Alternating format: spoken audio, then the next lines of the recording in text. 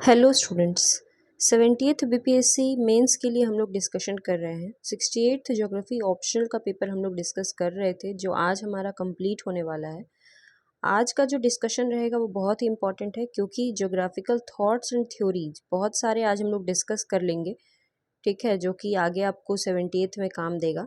और आज ही हम लोग 69th का भी स्टार्ट कर देंगे। पहले अभी हम लोग 68th का कंप्लीट कर लेते हैं। चलिए वीडियो स्टार्ट करते हैं। स्टार्ट करने से पहले मैं आपको अपने बारे में बता देती हूँ। मैंने अभी तक 3 बार बीपीएससी एग्ज़ाम को क्लियर किया है और अभी मैं असिस्टेंट कमिश्नर स्टेट टैक्स के पोस्ट पर पदस्थापित हूँ। इसके पहले मैंने ब्लॉक डेवलपमेंट ऑफिसर के पोस्ट पर भी कार्य किया है।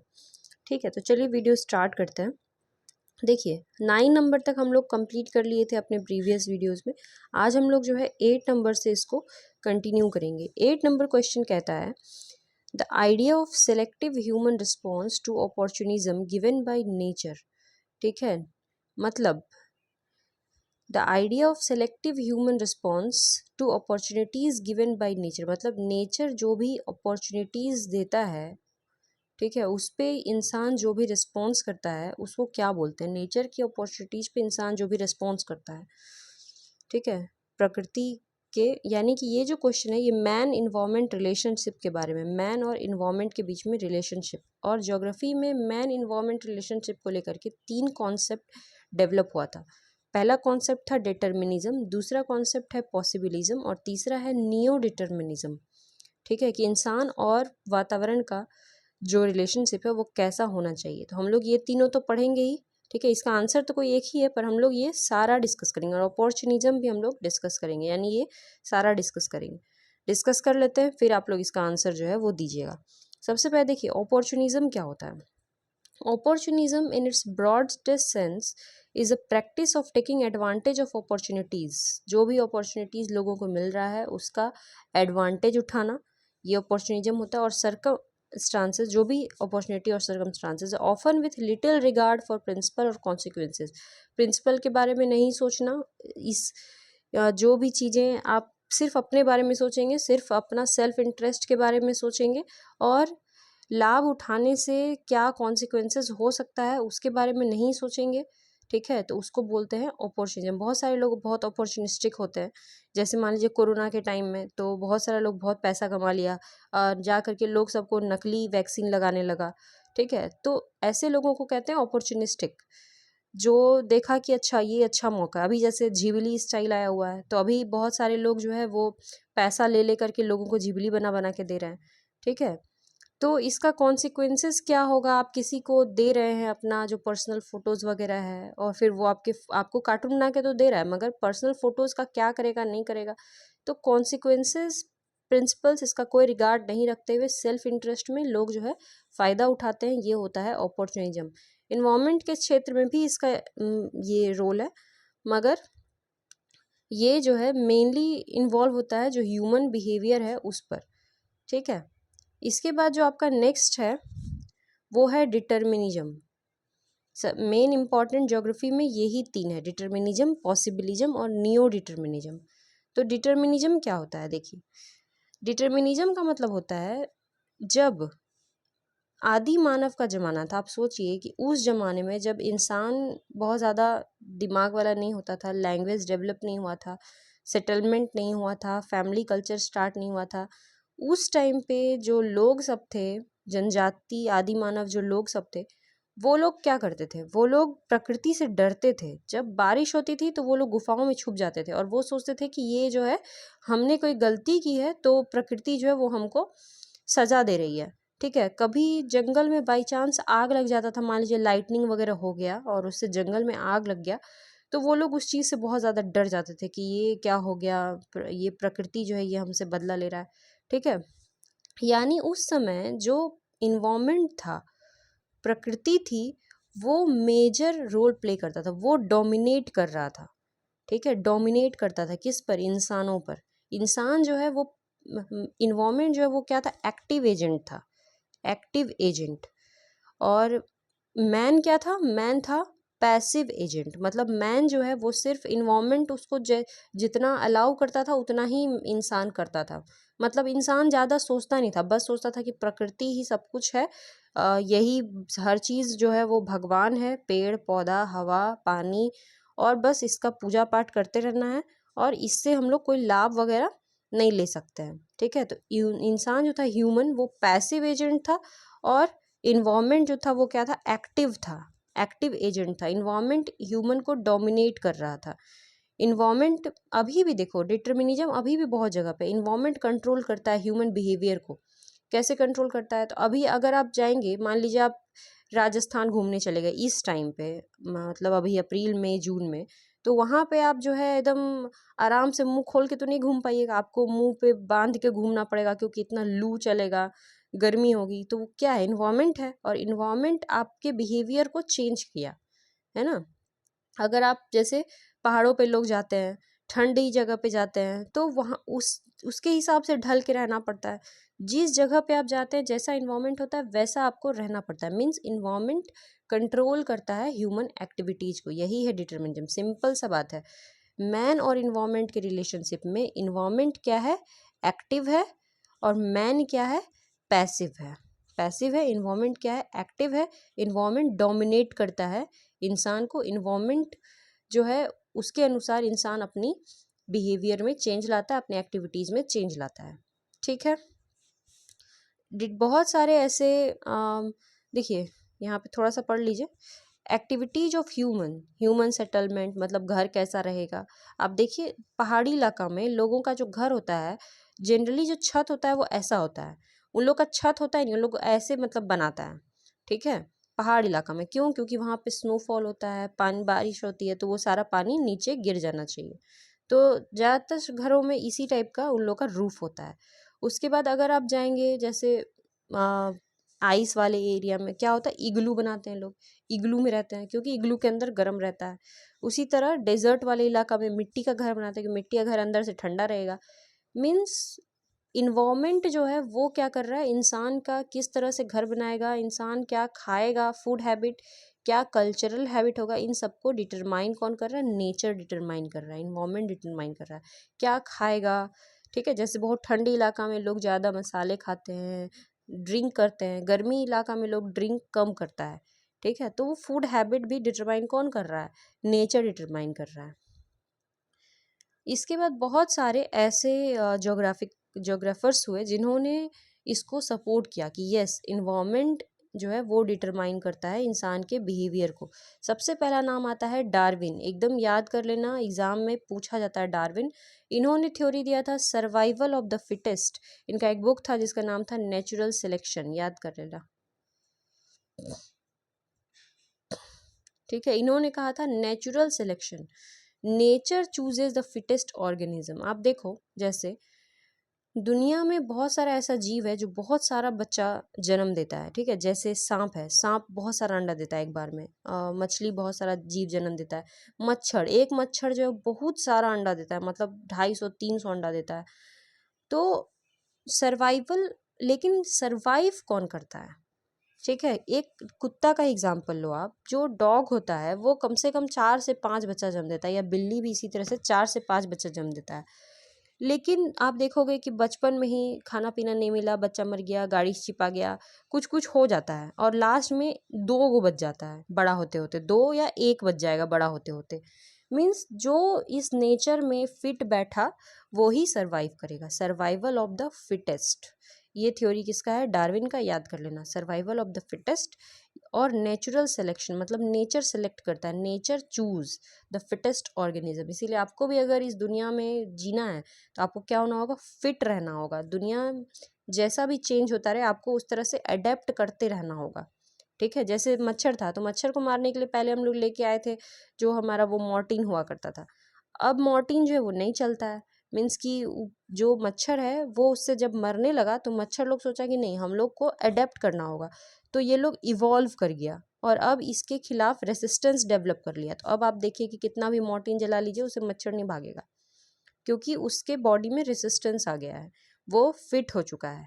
ठीक है, तो समझ गया आप डार्विन का theory, survival of the fittest, natural selection. Next है अरिस्टोटल, अरस्तु भी कहते हैं इनको। इनको फादर ऑफ बायोलॉजी माना जाता है। ज्योग्राफी में भी इनका थोड़ा बहुत रोल है, मतलब हर जगह इनका रोल है भाई, फिलोसफी में भी रोल है। ठीक है, जूलॉजी में तो रोल है ही। तो according to ideas of Aristotle, people from cold climate zone brave and powerful but weak minded. Aristotle खुद ग्रीस के रहने वाले थे, ठीक है, ग्रीस, मैसिडोनिया।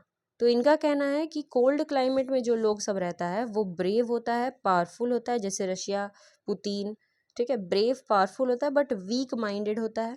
और पीपल जो हॉट क्लाइमेट में रहता है वो फिजिकली कमज़ोर होगा बट शार्प इन इंटेलिजेंस, मगर इंटेलिजेंट होगा। तो ऐसे ये थ्योरी इनका गलत ही है, क्योंकि हॉट क्लाइमेट जैसे अफ्रीका है, तो अफ्रीका का लोग सब फिजिकली वीक कहाँ से हो गया? वही लोग तो सबसे ज़्यादा फिजिकली स्ट्रांग होता है, भले इंटेलिजेंस में उतना शार्प ना हो। इंटेलिजेंट कौन होता है? कोल्ड क्लाइमेट का लोग, जैसे ब्रिटेन 200 साल तक सब पे राज किया, इंटेलिजेंट था तब ना। तो ये मतलब कि आप इसको उल्टा करके समझिए कि people from cold climate are intelligent and people from hot climate are strong, ठीक है।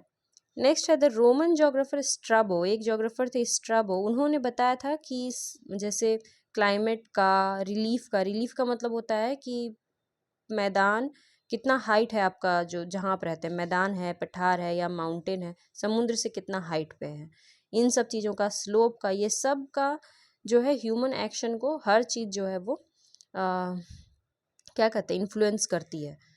क्लाइमेट इन्फ्लुएंस करता है कि आप किस तरह से रहेंगे, पहाड़, मैदान, ये सब इन्फ्लुएंस करता है, ठीक है। अल मसूदी का भी यही कहना था कि gay and humorous people are found in Syria's water rich area. Syria में जहाँ पानी है वहाँ के लोग बहुत ही ज़्यादा बुद्धिमान, ह्यूमरस और बहुत ही ज़्यादा विवेकशील हैं। और जहाँ सूखा इलाका है वहाँ के लोग इरिटेबल हैं, चिड़चिड़े हैं। तो ऐसा तो हो ही सकता है, सूखा है जहाँ पानी नहीं मिल रहा है तो लोग चिड़चिड़ा है। कार्ल रिटर, बहुत इंपॉर्टेंट ज्योग्राफर, इन्होंने भी कहा था कि टर्किश लोगों का जो नैरो आईलिड है, मतलब आंखें जो हैं वो बहुत ही ज़्यादा ऐसे सिकुड़ी हुई सी, क्यों? क्योंकि वहाँ पे डेजर्ट है और डेजर्ट से बालू आता होगा, इसीलिए आँख सिकुड़ गया। सिकुड़ते सिकुड़ते फिर जीन में ये चीज़ आ गया और बच्चों का भी आँख वैसा ही होने लगा। और हमबोल्ट, इन्होंने कहा था the mode of life of mountainous people is different from plain areas. It is true कि माउंटेन में रहने वाले लोगों का जीवन और प्लेन एरिया में रहने वाले लोगों के जीवन में काफ़ी अंतर होता है। तो ये सब कहते हैं कि यस, इन्वायरमेंट जो है वो एक्टिव है और बाकी इंसान जो है वो क्या है, पैसिव है। लेकिन इसी के अगेंस्ट में आता है आपको पॉसिबिलिज्म। पॉसिबिलिज्म कहता है कि नहीं, ये डिटर्मिनिज्म के अगेंस्ट में आता है। ये कहता है कि मैन और इन्वायरमेंट के रिलेशनशिप में, मैन इज एक्टिव और ह्यूमन, इन्वायरमेंट इज पैसिव, ठीक है। इंसान जैसे चाहे वैसे इन्वायरमेंट को मोल्ड कर सकता है, चेंज कर सकता है। जैसे आप देखो कि क्या रेगिस्तानों में लोग नहीं रहता, घर में मस्त एसी लगा लेकर रहेगा।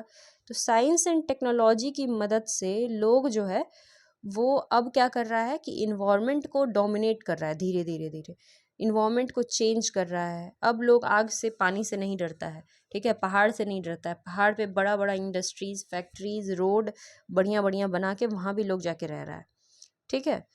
तो ये लोग कहते हैं कि यस, इट इज़ पॉसिबल, ठीक है, इट इज़ पॉसिबल कि इन्वायरमेंट को चेंज करके रहा जा सकता है। इंसान एक्टिव है, दुनिया में जो भी चीज़ है वो इंसान के लिए है। अगर इंसान नहीं रहेगा तो दुनिया में मान लीजिए कि कोयले था पहले से, जंगल था, तो उसका क्या यूज़ था? इंसान आया तब ना इंसान जो है कोयला निकाल करके और फिर उसका यूज किया, ठीक है। इंसान, दुनिया में जो भी चीज़ें है वो इंसान के लिए है। तो ये एक और ज्योग्राफी का मतलब कि कॉन्सेप्ट है, इसको बोलते हैं ह्यूमनिज्म, ठीक है, ह्यूमनिज्म। वो हम लोग बाद में पढ़ेंगे। मतलब ह्यूमन इज़ द सेंटर, हर चीज़ के लिए ह्यूमन सेंटर है। इंसान है तभी ये दुनिया है, ये ह्यूमनिज्म वाले कहते हैं। लेकिन अभी हम लोग पढ़ रहे हैं पॉसिबिलिज्म। पॉसिबिलिज्म कहता है कि देयर आर पॉसिबिलिटीज, पॉसिबिलिटीज है कि चेंज किया जा सकता है इन्वायरमेंट को, ठीक है। Man always an active agent और इन्वायरमेंट क्या है, passive agent. With the advancement of knowledge, science and technology की मदद से human can change the environment according to themself, अपने हिसाब से इन्वायरमेंट को बदल सकते हैं ना। देखो पहले क्या था, लोग दूर दूर नहीं ट्रैवल कर सकता था। अब क्या है, प्लेन पे बैठेगा, फट से इंडिया से अमेरिका पहुंच जाएगा, कहीं पहुंच जाएगा। तो इन्वायरमेंट जो दूरी लेके आया इंसान के बीच में, इंसान उसको क्या किया, पाट दिया उस दूरी को अपने साइंस एंड टेक्नोलॉजी की मदद से। तो इंसान जो है वो एक्टिव एजेंट है, ठीक है। सबसे बड़ा एग्जांपल एग्रीकल्चर देखो, हर जगह हम लोग खेती करते हैं, ज़मीन मिट्टी का जितना उपज क्षमता है उसको बढ़ा देते हैं केमिकल वगैरह डाल के, HYV सीड डाल के ग्रीन रिवॉल्यूशन हम लोग कर दिए, मिट्टी की उपज क्षमता को बढ़ा दिए। ठीक है, तो इंसान human activity is not control by only environmental factor, ऐसा पॉसिबिलिज्म बोलता है, कहता है कि world is full of possibilities, दुनिया जो है वो पॉसिबिलिटीज से भरा हुआ है, बस इंसान पे डिपेंड करता है कि वो कैसे उसका यूज करे। इन्वायरमेंट इंसान को क्या करता है, पॉसिबिलिटीज़ देता है, अपॉर्चुनिटीज़ देता है। ठीक है, और इंसान पे डिपेंड करता है कि वो इन पॉसिबिलिटीज़ का यूज कर रहा है कि नहीं कर रहा है। अगर यूज नहीं कर रहा है तो डिटर्मिनिज्म, जैसे पहले था कि इंसान यूज नहीं करता था, दिमाग नहीं था, धीरे धीरे इंसान को दिमाग हुआ और इंसान यूज करने लगा। ठीक है, एग्जाम्पल तो बहुत सारे हैं, जैसे कि इंडिया में अब डेजर्ट में भी, राजस्थान में भी हम लोग इंदिरा गांधी नहर बनाए और वहाँ पे मस्त खेती कर रहे हैं। ठीक है, तो सिंचाई कर रहे हैं और खेती कर रहे हैं, तो डेजर्ट में भी सब चीज़ उगाया जाता है। इजराइल के पास कोई नेचुरल रिसोर्स नहीं है, ना पानी है ना कुछ है, तो क्या करता है, समुद्र के पानी का नमक हटा करके और उसको फ्रेश करके और पीता है। इरिगेशन सिस्टम डेवलप किया है, ड्रिप इरिगेशन सिस्टम, और सब बढ़िया खेती होता है वहाँ पे, जबकि ज़मीन वैसा नहीं है, डेजर्ट टाइप का ज़मीन है। तो इंसान साइंस एंड टेक्नोलॉजी की मदद से कुछ भी कर सकता है, ये कहता है हमारा पॉसिबिलिज्म। ठीक है, पॉसिबिलिज्म। इसमें भी बहुत सारे रहे आपको जोग्राफर जो इसका सपोर्ट किए। सबसे बड़ा जोग्राफर जो है इसका वो है फ्रेंच जोग्राफर, जो जिनका नाम था विडाल डी ला ब्लास, ऐसे ही याद करना है, नाम यही है, Vidal de la Blache was the founder of French human geography. Question पूछ सकता है, who was the founder of French human geography, तो विडाल डी ला ब्लास। किताब था इनका principle of human geography, book भी एग्जाम में पूछ रहा है तो याद कर लो, principles of human geography. Darwin का क्या था, नेचुरल सिलेक्शन थ्योरी। ठीक है, he was the first to propound possibilism in geography, ये पहले व्यक्ति थे जिन्होंने जोग्राफी में पॉसिबिलिज्म को लेके आए कि नहीं पॉसिबल है। ये कह रहे हैं कि nature only set limit and provide many possibilities for human settlement, इंसान के लिए नेचर क्या करता है, पॉसिबिलिटीज देता है, but the way man adjust to environment depend on his own way of life and not only on the environment. But इंसान किस तरह से बिहेव करेगा वो सिर्फ इन्वायरमेंट पर डिपेंड नहीं करता बल्कि इंसान पर भी डिपेंड कर रहा है। ठीक है, विडाल डी ला ब्लास के बारे में जब पढ़ रहे हैं तो इनका दो कॉन्सेप्ट याद रखना, एक तो किताब याद रखना प्रिंसिपल्स ऑफ ह्यूमन ज्योग्राफी, एक कॉन्सेप्ट था इनका पेज। ठीक है, कॉन्सेप्ट ऑफ पेज, पेज क्या होता है, और gender DV, concept of gender DV French word है, इसका मतलब होता है जेंडर डिवी का मतलब होता है वे ऑफ लाइफ।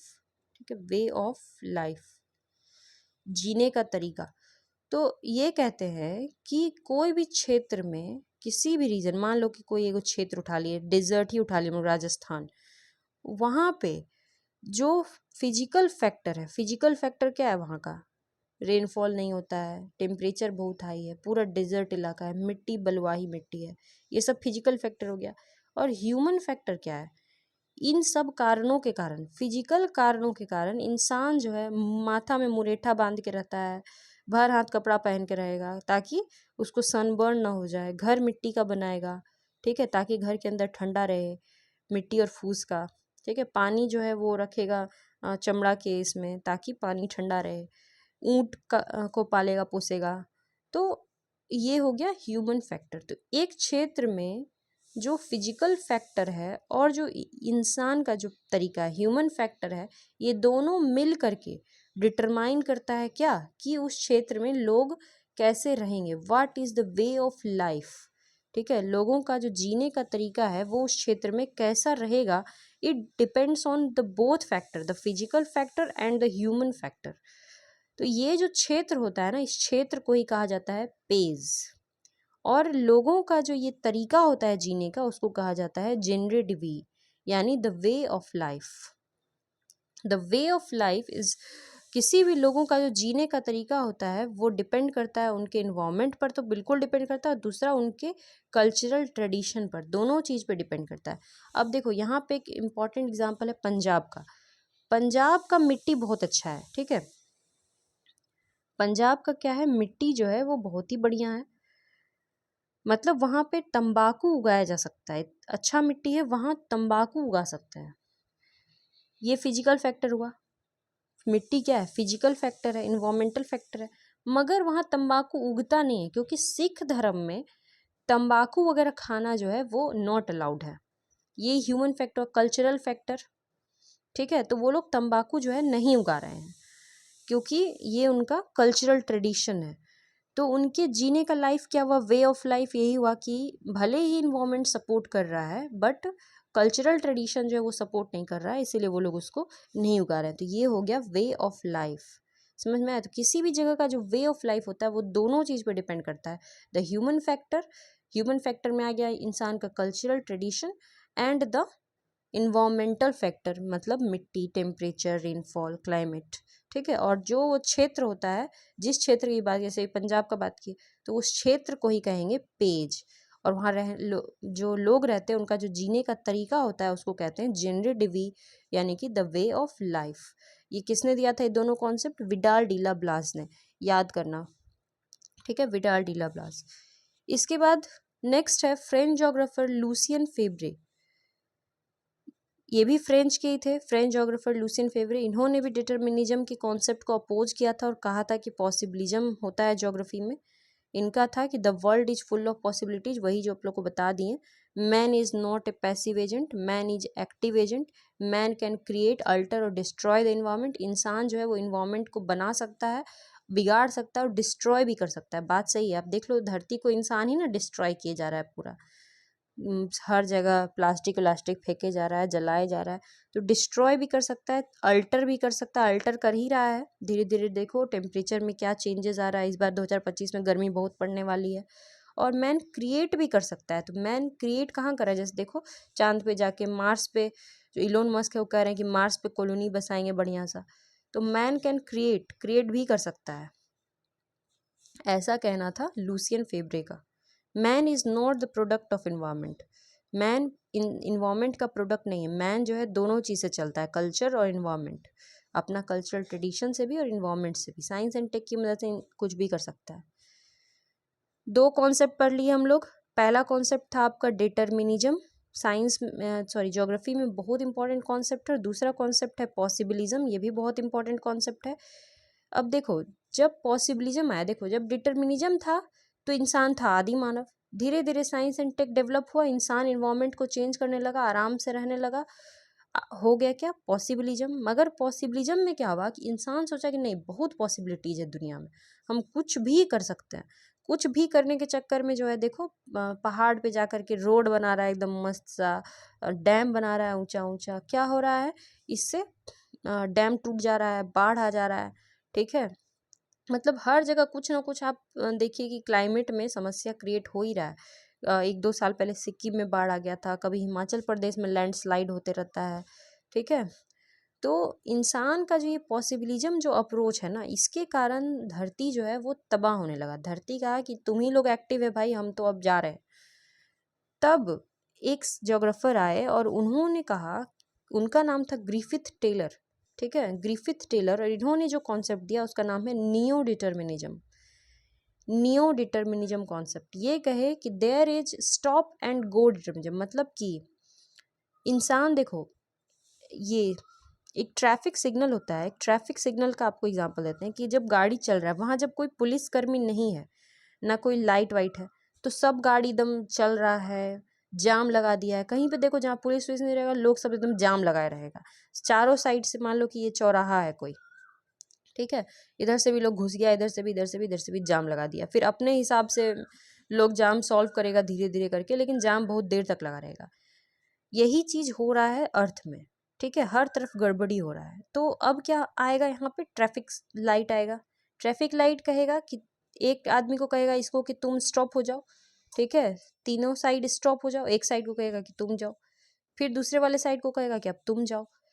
तो स्टॉप एंड गो, पहले कुछ देर के लिए रुकिए तब आगे बढ़िए। जब आप देख रहे हैं कि अर्थ अब अलाउ नहीं कर रहा है, हम लोग देख रहे हैं कि धरती का जो 8 बिलियन हो गया है पॉपुलेशन, और धरती का जो वो है ना वो इतना है नहीं, मतलब कैपेसिटी इतना है नहीं। धरती का कैपेसिटी तो मात्र शायद 3 बिलियन के आसपास है, ठीक है, मगर बहुत ज़्यादा पॉपुलेशन बढ़ गया है। तो इतना जो हो गया है, तो अभी क्या करना होगा हम लोग को? स्टॉप, कुछ देर के लिए रुकना होगा। कुछ देर माने कुछ सालों के लिए रुकना होगा, सभी चीज़ों को रोकना होगा, अपना जो इतना डेवलपमेंट कर रहे हैं वो रोकना होगा। जब धरती फिर से वापस अपने आप को रिन्यू करने लगेगा, ठीक होने लगेगा, तो धरती खुद अलाउ करेगा कि अब तुम आगे बढ़ो। फिर हम लोग गो पे जाएंगे, ठीक है, फिर हम लोग आगे बढ़ेंगे। ये होता है नियो डिटर्मिनिज्म, यानी stop and go determinism. Griffith Taylor इसके थे, नाम याद रखना, ठीक है। ये इन दोनों के बीच का आइडिया है, डिटर्मिनिज्म और पॉसिबिलिज्म के बीच का आइडिया है, ठीक है। The concept shows that neither is there a situation of absolute necessity, मतलब ऐसा कोई सिचुएशन नहीं हो सकता है कि एब्सोल्यूट एकदम हम लोग डिटर्मिनिज्म ही हो जाए, पूरा इन्वायरमेंट पे डिपेंड, और दूसरा पॉसिबिलिज्म कि एकदम इंसान को पूरा फ्रीडम है कि कुछ भी करे। नहीं, इंसान वहीं तक कुछ भी कर सकता है जहाँ तक इन्वायरमेंट हमें अलाउ कर रहा है। जब इन्वायरमेंट अलाउ करना छोड़ देगा, जैसे अब देखो इन्वायरमेंट अलाउ करना छोड़ दिया है, कुछ कुछ घटनाएं हर जगह घट रही हैं, ठीक है, तो हमें क्या करना होगा, स्टॉप होना होगा, ठीक है। नहीं स्टॉप होंगे तो एक्सीडेंट होएगा, जैसे ट्रैफिक में एक्सीडेंट होता है, ठीक है। तो ये तीनों कॉन्सेप्ट हम लोग समझ गए हैं। अब हम लोग क्वेश्चन पे आते हैं, जो हमारा आज का क्वेश्चन था। ये क्वेश्चन था, देखो, the idea of selective human response to opportunities given by nature. Nature जो अपॉर्चुनिटीज देता है उसके मतलब इंसान जो है सेलेक्टिव रिस्पॉन्स करता है। इस आइडिया को क्या बोलते हैं, तो इस आइडिया को बोलते हैं पॉसिबिलिज्म, कि नेचर जो पॉसिबिलिटीज़ आपको ऑफर कर रहा है, जो अपॉर्चुनिटीज़ दे रहा है, आप उसका रिस्पॉन्स दे रहे हैं, ठीक है। डिटर्मिनिज्म में क्या करेंगे, कोई रिस्पॉन्स ही नहीं देंगे, क्योंकि आप जान रहे हैं कि नेचर ही बड़ा है, ठीक है। और ये जो अपॉर्चुनिज्म का कॉन्सेप्ट है, ये जनरली सोशल टर्म्स में देखा जाता है, जोग्राफिकल टर्म्स में नहीं।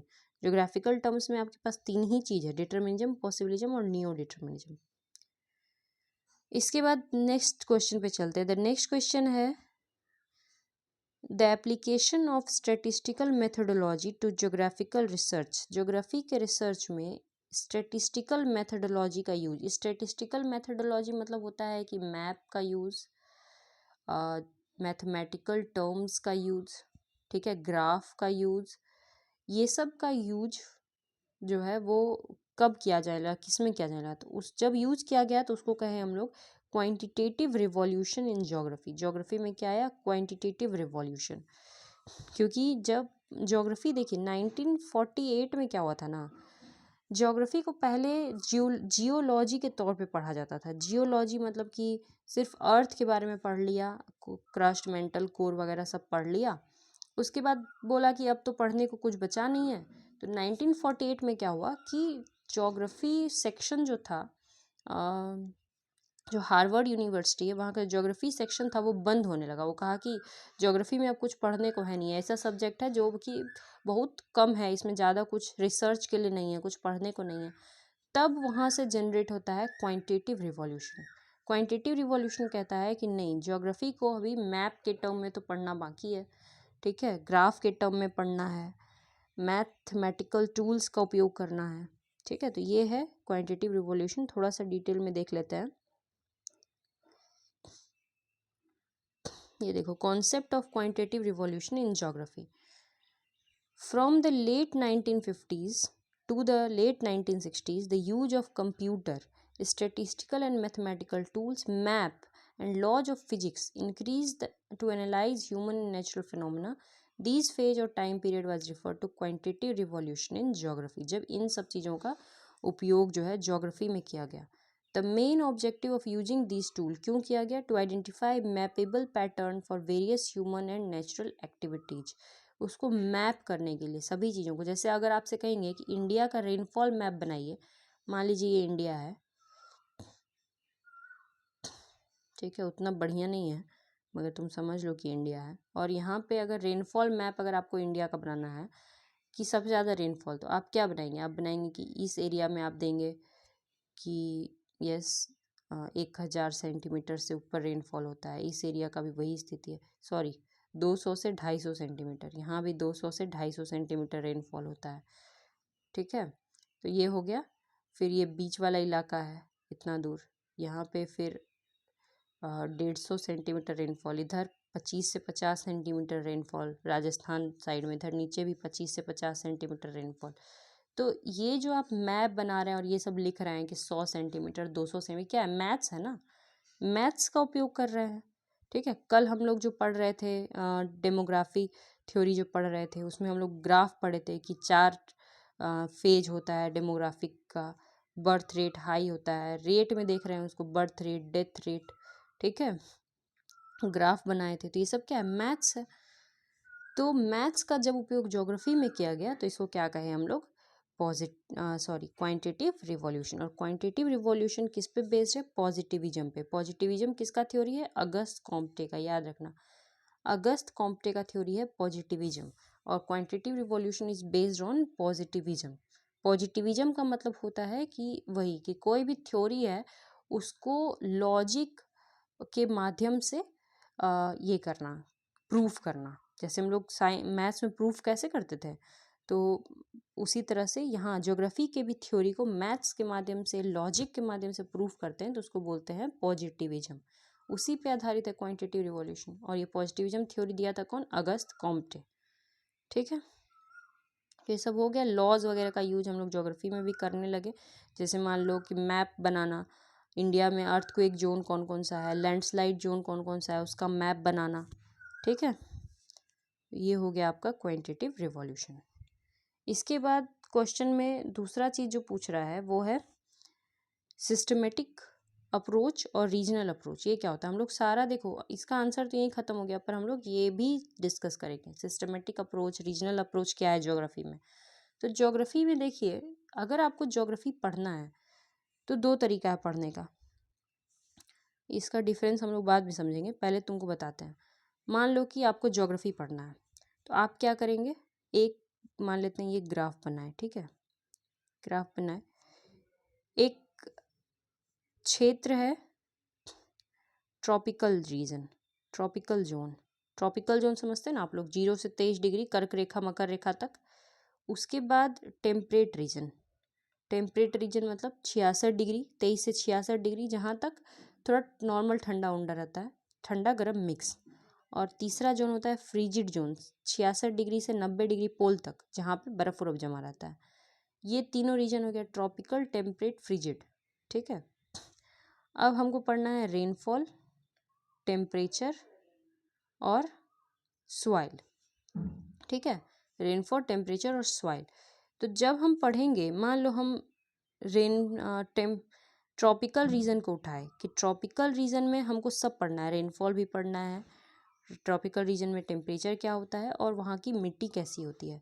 अगर हम ट्रॉपिकल रीजन को उठा के पूरा पढ़ें, एक रीजन को उठा के उसके बारे में पढ़ें, फिर दूसरा रीजन को उठा के उसके बारे में सब कुछ पढ़ें, फिर तीसरा रीजन को उठा के उसके बारे में सब कुछ पढ़ें, मतलब हम लोग कौन सा अप्रोच अपना रहे हैं, रीजनल अप्रोच, रीजन वाइज पढ़ रहे हैं। अगर आपको ये रीजन नहीं समझ में आ रहा है ज्योग्राफी में, अगर आप कुछ नहीं जान रहे, तो हम लोग इसको समझते हैं कि मान लो डेजर्ट है, डेजर्ट, डेजर्ट के बाद हम लोग ले लिए माउंटेन, ठीक है, प्लेन। अब अगर डेजर्ट एरिया में rainfall, temperature, soil, mountain area में रेनफॉल, टेम्परेचर, सॉइल। अगर इस रीजन को, डेजर्ट रीजन, माउंटेन रीजन, एक रीजन को उठाए, उसमें सब चीज़ पढ़ लिए कि वहाँ का टेम्परेचर कैसा है, वहाँ का ह्यूमिडिटी कैसा है, प्रेशर कैसा है, मिट्टी कैसी है, पेड़ पौधा कैसा है, हर चीज़ उस रीजन का पढ़ेंगे तो कहेंगे रीजनल अप्रोच। समझ गए। दूसरा तरीका ये हो सकता है कि आप एक रेनफॉल को उठाइए, आप सिर्फ रेनफॉल उठाइए कि दुनिया में रेनफॉल कहाँ कैसे होता है। अब आप पढ़िए कि डेजर्ट में कम बारिश होती है, माउंटेन में भी कम बारिश होता है, ठीक है, प्लेन एरिया में ज़्यादा बारिश होती है। हमने क्या किया, रेनफॉल उठाया और उसको पूरे दुनिया में पढ़ा, इंडिया में ऐसा रेनफॉल है, अमेरिका में ऐसा रेनफॉल है। फिर हमने क्या किया, टेम्परेचर उठाया, फिर उसको पूरी दुनिया में पढ़ा, ठीक है, फिर सॉइल उठाया, उसको पूरी दुनिया में पढ़ा। तो इसको बोलते हैं सिस्टमेटिक अप्रोच। क्या बोलते हैं, सिस्टमेटिक अप्रोच। समझ गए आप। अगर रीजन को उठा के पढ़ेंगे तो रीजनल अप्रोच, अगर एक एक सिस्टम, एक एक यूनिट, फिजिकल यूनिट के बारे में पढ़ेंगे तो उसको कहेंगे सिस्टमेटिक अप्रोच। अब दोनों के बीच में आप डिफरेंस देख लो। रीजनल अप्रोच में it is mainly based on geographical units, geographical units जैसे कि ट्रॉपिकल रीजन, टेम्परेट रीजन। और it is based on political units, ये तो ऐसे ही लिख दिया, मतलब तुम समझो कि ये फिजिकल यूनिट्स पे बेस्ड होता है, जैसे temperature, rainfall. It is taken for the study based on the similarities here single element is taken, एक एलिमेंट को उठाते हैं for the study like climate weather, है ना, यहाँ पे एक एलिमेंट को उठा के स्टडी करते हैं। यहाँ पे वर्ल्ड को कई रीजन्स में बांट देते हैं, यहाँ पे वर्ल्ड को होल मानते हुए मान लो कि एक चीज़ उठाए क्लाइमेट, और फिर पूरे वर्ल्ड में क्लाइमेट को पढ़ेंगे, तो यहाँ पे वर्ल्ड को एज अ होल माना जाता है। यहाँ पे वर्ल्ड को कई भागों में रीजन्स में बांटते हैं। रीजनल अप्रोच कौन दिया था? Karl Ritter. कार्ल रिटर के बारे में थोड़ा सा पढ़ेंगे अभी हम लोग, गलत लिखा है यहाँ पे, कार्ल रीटर, ठीक है, रीजनल अप्रोच। और सिस्टमेटिक अप्रोच देने वाले थे वॉन हम्बोल्ट। ये दोनों दोस्त ही था, एक साथ ही रहता था, रीटर एंड हम्बोल्ट। मगर रीटर रीजनल अप्रोच के आदमी हैं और ये दोनों जो है ना डिटर्मिनिस्टिक आदमी हैं, ठीक है। अभी हम लोग डिटर्मिनिज्म में पढ़े भी थे इन दोनों के बारे में। तो कार्ल रिटर रीजनल अप्रोच दिए थे और ये सिस्टमेटिक अप्रोच, समझ गए आप लोग। तो अब हम लोग नेक्स्ट चलते हैं। नेक्स्ट यहाँ पे जो आपका अगला वो है डुअलिज्म। डुअलिज्म क्या होता है? देखिए, डुअलिज्म मतलब होता है कि ज्योग्राफी में जब आप ज्योग्राफी पढ़ेंगे या कोई भी सब्जेक्ट पढ़ेंगे, तो जब किसी सब्जेक्ट को हम लोग दो अपोजिट व्यू के साथ पढ़ते हैं तो उसको बोलते हैं डुअलिज्म। सिंपल सा बात है, ठीक है। जैसे मान लो कि आपको ज्योग्राफी पढ़ना है, तो आप देखेंगे कि यूपीएससी या बीपीएससी का सिलेबस होता है physical geography, human geography. Physical geography में हम लोग पढ़ते हैं जियोमॉर्फोलॉजी, क्लाइमेटोलॉजी, ओशनोग्राफी, ठीक है, बायोजियोग्राफी। और ह्यूमन ज्योग्राफी में फिर हम लोग क्या पढ़ते हैं? Political geography, economic geography, geographical thoughts, ये सब हो गया ह्यूमन ज्योग्राफी। तो डुअलिज्म यही हुआ कि जब किसी भी चीज़ को आप दो भाग में इस तरह से बांट करके टू अपोजिट व्यूज के साथ पढ़ते हैं तो इसको बोलते हैं डुअलिज्म। पढ़ना तो दोनों को पड़ता है, मगर वही है कि टू व्यूज है। हिस्ट्री में भी होता है, वर्ल्ड हिस्ट्री, इंडियन हिस्ट्री। ऐसे तो जनरली हिस्ट्री 3 होता है, एंशिएंट, मिडाइवल और मॉडर्न। देखो, there are 5 dichotomy and dualism in geography. Dualism और डाइकोटोमी एक ही चीज़ हुआ लगभग, डाइकोटोमी भी बोलते हैं। तो 5 है ज्योग्राफी में। पहला है, देखो, कंटेम्प्रेरी और हिस्टोरिकल ज्योग्राफी। या तो आप इस तरह से पढ़िए, contemporary versus historical geography, history में कैसा था, क्या था ज्योग्राफी और अभी क्या है। या आप पढ़िए फिजिकल वर्सेज ह्यूमन, जो भी बताए। या डिटर्मिनिस्टिक अप्रोच वर्सेज पॉसिबिलिस्टिक अप्रोच, ये भी बता चुके हैं। या रीजनल वर्सेज सिस्टम अप्रोच, ये भी बता चुके हैं। या functional versus formal approach. Functional versus formal approach मतलब जैसे मान लो कि कोई एक रीजन है, वहाँ का सारा फंक्शन, उस रीजन में क्या काम होता है, ठीक है। जैसे मान लीजिए सीबीडी है, सीबीडी हम लोग कल पढ़े थे। किसी भी जो अर्बन एरिया होता है उसका जो सेंट्रल बिजनेस डिस्ट्रिक्ट होता है, सेंट्रल पॉइंट है, जैसे दिल्ली का कनॉट प्लेस, तो वहाँ का क्या फंक्शन वगैरह है, वहाँ क्या कैसे होता है, वो हो गया फंक्शनल अप्रोच। और फॉर्मल अप्रोच मतलब होता है कि हम लोग फॉर्मली पूरे एरिया को पढ़ें, ना कि उसके फंक्शन को, कि वहाँ पे क्या काम हो रहा है, ठीक है। Functional versus formal approach. तो ये हो गया आपका डुअलिज्म। बहुत बड़ा कॉन्सेप्ट नहीं है ये। अब इस क्वेश्चन का आंसर तो हो गया था हमारा ना 7 नंबर का, कि इसका आंसर है आपका quantitative revolution in geography. Next है आपका 6 नंबर, कि आज का वीडियो थोड़ा लंबा जाएगा, तो आप लोग थोड़ा शांति से और सब कुछ लिखते हुए, नोट्स बनाते हुए, या नोट्स नहीं बनाना है तो ये पीडीएफ टेलीग्राम पे डाल देंगे, वहाँ से याद कर लेना, वहीं पे डाल देंगे, ठीक है। और अगर डालना भूल जाएं तो आप लोग याद दिलाना कि पीडीएफ डालना है। नेक्स्ट है 6 number, who among the following geographer is the author of influence of geographic environment. यानी इन चारों में इस किताब का ऑथर कौन है, बुक पूछ रहा है, ठीक है। इन्फ्लुएंस ऑफ ज्योग्राफिक इन्वायरमेंट ये बुक है, इसके ऑथर इन चारों में कौन है? तो इसके ऑथर तो ये मैडम है, इनका नाम है एलन चर्चिल सेम्पल, इसी sample, Ellen Churchill sample.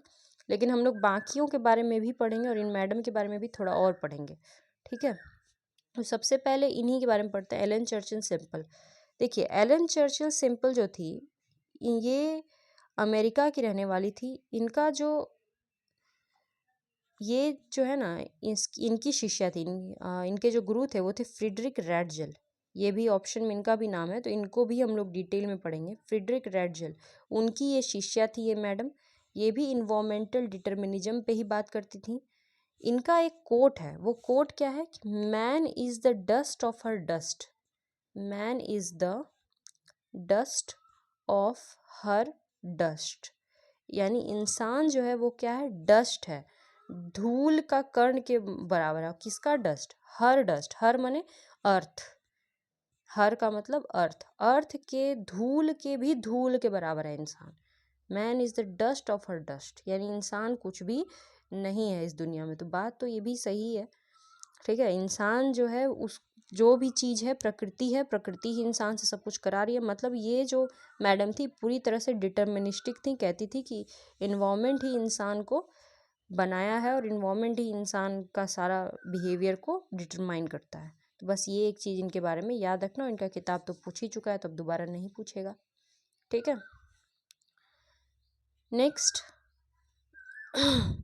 Next जो उसमें जैसे बताया कि इनके जो गुरु थे उनका नाम था फ्रीडरिक रैडजल। ये देखिए फ्रीडरिक रैडजल के बारे में पढ़ लीजिए। फ्रीडरिक रैडजल जर्मनी के थे, मैडम अमेरिका के थी, मगर इनके जो गुरु थे वो थे जर्मनी के, जर्मन जोग्राफर। इन्होंने इनका जो कॉन्सेप्ट था, ठीक है, इनका जो एक थ्योरी था वो थ्योरी याद कर लो, ऑर्गेनिक स्टेट थ्योरी। इस थ्योरी के बारे में अभी समझाएंगे। इनकी किताबें, इनकी जो किताब थी वो किताब पूछ सकता है कभी भी, किताब का नाम था द हिस्ट्री ऑफ मैनकाइंड, मतलब इंसान का इतिहास, ठीक है। द हिस्ट्री ऑफ मैनकाइंड बहुत ज़्यादा पब्लिश हुआ था ये किताब, ठीक है। और इन्होंने जो थ्योरी दिया था, एक और बुक था इनका एंथ्रोपोजोग्राफी को लेके, एंथ्रोपोजोग्राफी, एंथ्रोपोजोग्राफी और द हिस्ट्री ऑफ मैनकाइंड। और इन्होंने जो थ्योरी दिया था वो था organic state theory. Organic state theory मतलब ये कहते हैं कि कोई रीजन है, रीजन माने कोई भी क्षेत्र है, मान लो वो क्षेत्र एक लिविंग स्पेस है। लिविंग स्पेस मतलब कोई भी स्पेस, कोई भी क्षेत्र जीता जागता है, ठीक है, वो जिंदा है, वो बदला ले सकता है, वो ग्रो करता है। जैसे कोई सिटी है तो सिटी क्या है, सिटी ग्रो करती है कि नहीं। दिल्ली सिटी था, सिटी छोटा सिटी, धीरे धीरे वो अपना एरिया को बढ़ाता जाता है, रूरल अर्बन फ्रिंज पढ़े थे हम लोग, फिर वो ग्रो कर जाता है, फिर और अपना एरिया को बढ़ाता है, लोग आके बसते जाते हैं, इंडस्ट्रीज लगते जाता है। आज दिल्ली बहुत फैल गया है, नोएडा, गुड़गांव, ठीक है, बहुत एरिया में फैलता जाता है वो कोई शहर है। तो इनका कहना था कि जो शहर है वो जीवित है, वो ग्रो करता है, वो खाता है, वो जीता है, और इसी को कहते हैं लेबेंसरॉम। तो ये पूछ सकता है कि लेबेंसरॉम थ्योरी किसका है, तो लेबेंसरॉम थ्योरी जो है फ्रीडरिक रैडजल का है। लेबेंसरॉम का मतलब होता है लिविंग स्पेस, माने जो स्पेस है वो क्या है, जीता है, जिंदा रहता है, ठीक है। और यही थ्योरी, इसी थ्योरी को ऑर्गेनिक स्टेट भी थ्योरी कहते हैं। ऑर्गेनिक स्टेट थ्योरी मतलब वही कि जो स्टेट है वो क्या है, ऑर्गेनिक है, माने वो जीता जागता चीज़ है, जैविक है। ऑर्गेनिक माने जैविक, ठीक है। अब देखो इनका जो थ्योरी था, अब कैसे कहते हैं, देखो जर्मनी है तो आपको पता होगा अगर आप हिस्ट्री थोड़ा भी बहुत पढ़े हैं कि फर्स्ट वर्ल्ड वार जब हुआ था ख़त्म तो जर्मनी को पूरी तरह से तबाह कर दिया गया था। फर्स्ट वर्ल्ड वॉर के लास्ट में पूरा बांट दिया गया था, सब आपस में जीता हुआ देश था, जर्मनी को बांट लिया था, जर्मनी का सारा आर्मी को ख़त्म कर दिया गया था, बहुत छोटा हो गया था जर्मनी। तो जर्मनी क्या किया, फिर वहाँ आया हिटलर, और जर्मनी क्या किया, बदला लिया, ठीक है। सब दूसरे दूसरे देशों से बदला लिया जर्मनी, सब पे बदला लेने के ही चक्कर में सेकेंड वर्ल्ड वॉर हुआ, ठीक है। तो ये जो फ्रीडरिक रैडजल यही कहते हैं कि जर्मनी एक स्टेट है और वो क्या किया, वो बदला लिया, यानी वो क्या है, लेबेंसरॉम है, वो एक जीता जागता स्टेट था जिसने बदला लिया। वैसे बदला तो लोगों ने लिया, पर इनका कहना है कि नहीं, स्टेट जो है वो बदला लिया, वो जो देश है वो बदला लिया है। तो इसका मतलब है कि लिविंग स्पेस यानी लेबेंसरॉम, ठीक है। दो किताब है, एंथ्रोपोजोग्राफी और हिस्ट्री ऑफ मैनकाइंड, फ्रीडरिक रैडजल। इसके बाद नेक्स्ट यहाँ पे और किनके बारे में है देखो। वैसे आंसर तो आपका हो गया है, आंसर है आपका यही एलन चर्चिल सिंपल, और फ्रीडरिक रैडजल भी हम लोग पढ़ लिए, कार्ल रिटर पढ़ लो और हर्बर्ट स्पेंसर भी पढ़ लो। क्या, तो ये है हर्बर्ट स्पेंसर। इनका मेजर कंट्रीब्यूशन जो है वो सोशलिज्म में था ही, मुख्य रूप से ये सोशलॉजी पढ़ाते थे, ठीक है। इन्होंने कहा कि सोशल डार्विनिज्म, मतलब देखो डार्विन, डार्विन का थ्योरी याद है ना, survival of the fittest, natural selection, जो फिट होगा वही सर्वाइव करेगा। मगर ये जो वर्ड था ना सर्वाइवल ऑफ द फिटेस्ट, ये जो फ्रेज है इसको इन्होंने दिया था। हम लोग डार्विन के टर्म्स में पढ़ते हैं, मगर हर्बर्ट स्पेंसर ने ये वर्ड क्वाइन किया था, सर्वाइवल ऑफ द फिटेस्ट, और ये डार्विन तो ज्योग्राफी के टर्म में कहते हैं कि जैसे देखो कुत्ता का बच्चा है या किसी भी जानवर का, कोई भी जीव है, किसी का भी बाल बच्चा है, तो जो फिट रहेगा वो डेवलप करेगा। वो बायोलॉजी और ज्योग्राफी के टर्म्स में बात करते हैं। मगर हर्बर्ट स्पेंसर समाज के टर्म में बात करते हैं, सोशल डार्विनिज्म।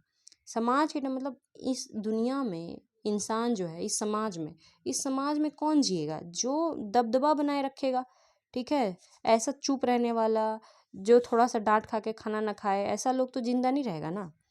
जिंदा कौन रहेगा? जो बेस्ट अडेप्ट करेगा इस समाज में रहने लायक होगा। अगर आप मान लो कि कहीं चले जाते हैं अमेरिका वगैरह, वहाँ पे आपको इंग्लिश नहीं बोलने आता है, तो आप सोचेंगे मैं रेस्टोरेंट में जाकर खाना कैसे मांगूंगा या जो भी। तो आप जब सीखेंगे तो आप अडेप्ट करेंगे, रह पाएंगे। नहीं सीखेंगे तो वहाँ से निकाल दिए जाएंगे या फिर ऑटोमेटिकली डाई हो जाएंगे। तो समाज का डार्विनिज्म के बारे में ये बात करते हैं। सोशल डार्विनिज्म इनका थ्योरी था, हर्बर्ट स्पेंसर का, ठीक है। और एक व्यक्ति थे कार्ल रिटर, इनके बारे में देख लो। कार्ल रिटर हमबोल्ट के साथ काम करते थे, तो हम लोग पहले ही पढ़ लिए हैं, ठीक है। इनका ये बहुत बड़े डिटर्मिनिस्टिक आदमी थे। इनका वही कहना था कि इन्वायरमेंट जो है वो एक्टिव एजेंट है, वही कंट्रोल करता है। इनका किताब का नाम था कॉम्पेरेटिव ज्योग्राफी, ठीक है। और इन्होंने जो रीजनल अप्रोच है जो हम लोग पढ़े हैं, उस वो जो कॉन्सेप्ट है रीजनल अप्रोच की, एक एक रीजन को उठा के उसमें सब चीज़ पढ़ो, ये इसको कोरोलॉजी भी बोलते हैं। और ये कॉन्सेप्ट भी कार्ल रिटर का ही दिया हुआ है। वहाँ भी हम लोग पढ़े थे ना कि रीजनल अप्रोच कार्ल रिटर का था, और जो दूसरा वाला अप्रोच था सिस्टमेटिक, वो हमबोल्ट का था। ये दोनों दोस्त था, और एक ने रीजनल अप्रोच दिया, एक ने कहा कि नहीं सिस्टमेटिक अप्रोच। तो कोरोलॉजी, और किताब का नाम है कंपेरेटिव ज्योग्राफी, याद करना। इसके बाद हम लोग अब चलते हैं अपने नेक्स्ट क्वेश्चन की तरफ। वीडियो काफ़ी लंबा हो रहा है, पर ठीक है, थोड़ा सा आप लोग धैर्य बनाए रखिए। नेक्स्ट क्वेश्चन है, who among the following geographer exercised for land use survey of great Britain. Britain में लैंड यूज सर्वे मतलब लैंड का सर्वे किसने किया था, किस जोग्राफर ने किया था? तो उसका आंसर है एल.डी. स्टैम्प। एल.डी. स्टैम्प ने ब्रिटेन में लैंड का सर्वे किया था, ठीक है। और क्या क्या किया वो पढ़ेंगे। हर्बर्टसन के बारे में पढ़ेंगे, गेट्स के बारे में पढ़ेंगे, पैट्रिक गेट्स। मैकाइंडर का थ्योरी ऑलरेडी हम लोग पढ़ चुके हैं, ठीक है। हार्टलैंड थ्योरी ऑफ मैकाइंडर याद है आप लोग को। हम लोग बाकी 3 के बारे में थोड़ा पढ़ लेते हैं, ठीक है। तो ये देखो हर्बर्टसन कौन थे? हर्बर्टसन का भी ज्योग्राफी में काफ़ी इंपॉर्टेंट रोल है। इन्होंने जो है ना प्रिंसिपल्स ऑफ ज्योग्राफी थ्योरी दिया है। इनका जो किताब था उसका नाम था प्रिंसिपल्स ऑफ ज्योग्राफी, ठीक है। रीजनल ज्योग्राफी पे ये भी काम किया। देखो रीजनल अप्रोच पे बहुत आदमी काम किया है, ठीक है, रीजनल अप्रोच। और मुख्य रूप से इनकी किताब का नाम याद रखो, द प्रिंसिपल्स ऑफ ज्योग्राफी। और ये भी बुक ही है, the regional geography of the world. दोनों चीज़ याद रखिए भाई, पूछ सकता है। Regional geography of the world और प्रिंसिपल्स ऑफ ज्योग्राफी, ज्योग्राफी के प्रिंसिपल्स, ये सब हर्बर्टसन का था, ठीक है। कुछ खास काम नहीं था, किताब ही लिखे हैं, ठीक है। और दूसरा हो गया आपका एल.डी. स्टैम्प, जो ब्रिटेन का सर्वे किया था लैंड का, जो कि क्वेश्चन पूछा हुआ है। तो मुख्य रूप से इनका जो काम है वो लैंड पे ही संबंधित है। लैंड का क्लासिफिकेशन, मैपिंग, लैंड का प्लानिंग कैसे होगा, लैंड का यूज कैसे करना है, ठीक है। ब्रिटिश ज्योग्राफर थे और इनका मुख्य काम जो है वो ब्रिटेन का सर्वे ही था, जिसमें इन्होंने बहुत सारे स्टूडेंट का यूज़ किया था ब्रिटेन का सर्वे करने में। और पैट्रिक गेट्स स्कॉटिश आदमी थे। Scottish polymath, is considered a founder of modern town और रीजनल प्लानिंग। टाउन प्लानिंग पे काम करते थे कि शहर का प्लानिंग कैसे होना चाहिए। इंडिया में कौन सा शहर है जो बहुत अच्छा प्लान्ड है? चंडीगढ़ है, ठीक है। चंडीगढ़ बहुत ही प्लान्ड सिटी है। तो टाउन प्लानिंग पे पैट्रिक गेट्स भी काम करते थे। Significantly impacting geography through his focus on the place work folk triad. ये पूछ सकता है, प्लेस वर्क फोक ट्राइड किसका है? और कॉन्सेप्ट ऑफ रीजन और कोनरबेशन, ये दोनों चीज़ें बता देते हैं। देखो प्लेस वर्क फोक मतलब कोई इंसान, जब टाउन का जब प्लानिंग करिएगा आप, तो आपको ये तीनों चीज़ देगा। फोक मतलब लोग कहाँ रहता है, झुंड लोगों का, सोसाइटी समाज। तो सोसाइटी भी आपको देखना होगा, फिर वो कहाँ काम करने जाएगा, ठीक है, किस प्लेस पे रहता है, वर्क कहाँ करेगा, और उनका समाज क्या है, इन्वायरमेंट क्या है, ये सब आपको देखना पड़ेगा। ये सब जब तीनों चीज़ देखिएगा, प्लेस, वर्क और फोक, तब आप एक बेहतर टाउन प्लानिंग जो है वो कर पाइएगा। यही पेट्री गेट्स का कहना था।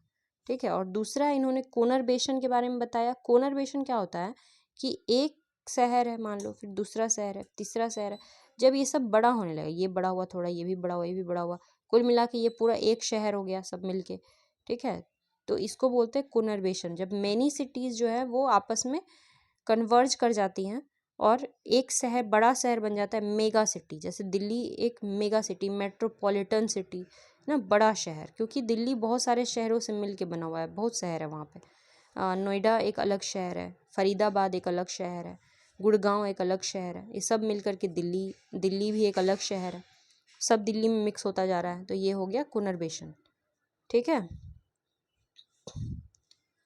तो इन दोनों चीज़ों का कॉन्सेप्ट जो है पेट्रिक गेट्स ने दिया था। ठीक है। अब हम लोग अपने नेक्स्ट सवाल पे चलते हैं। नेक्स्ट क्वेश्चन है हमारा, ये हमारा लास्ट क्वेश्चन होगा, क्योंकि 1 2 3 नंबर मैं नहीं बताऊंगी, 1 2 3 नंबर का आंसर आपको कमेंट सेक्शन में देना होगा। तो हम लोग सिर्फ ये 4 नंबर क्वेश्चन करेंगे और आप लोग जरूर 1 2 3 का आंसर देना, ताकि पता चले कि आप लोग पढ़े हैं कुछ भी। 4 नंबर देखो, who among the following person measure the circumference of earth. इन चारों में से अर्थ का सर्कमफेरेंस किसने नापा था? अर्थ का सर्कमफेरेंस 2πr वैल्यू किसने निकाला था? तो अर्थ का सर्कमफेरेंस निकाला था किसने? इरेटोस्थेनीज ने। Eratosthenes was the father of geography. याद कर लो यार, ज्योग्राफी पढ़ रहे हो तो फादर ऑफ ज्योग्राफी पता होना चाहिए, इरेटोस्थेनीज। उन्होंने ही सर्कमफेरेंस ऑफ अर्थ भी जो है वो डिस्कस किया था, वो निकाला था। और क्या क्या किया था? साइंटिफिक मैप बनाया था दुनिया का। Eratosthenes created the first scientific map of the known world. ठीक है, depicting the coast line and geographical feature. First scientific map किसने बनाया? इरेटोस्थेनीज ने, फादर ऑफ ज्योग्राफी है। System of latitude and longitude, latitude और लॉन्गिट्यूड नहीं बताया था, बल्कि लैटिट्यूड और लॉन्गिट्यूड निकाला था। ठीक है, laying the foundation of modern geographical grid and systematic location referencing. Latitude और लॉन्गिट्यूड क्या क्या था? निकाला था किसी भी जगह का।